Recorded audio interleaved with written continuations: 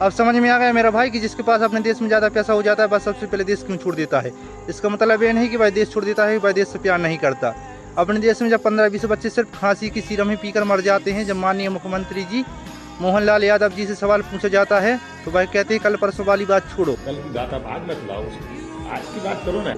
जब दवाई बनती है तो दवाई सबसे पहले चेक भी होती है, जब सीरम में जहर था तो फिर सीरम चेक कैसे हो गई। बस पैसे देकर, समझ रहा है मेरा भाई, अपने देश में पैसे की कीमत है, जान की कीमत नहीं। इसलिए जिसके पास ज़्यादा पैसा हो जाता है बस सबसे पहले अपना देश ही छोड़ता है।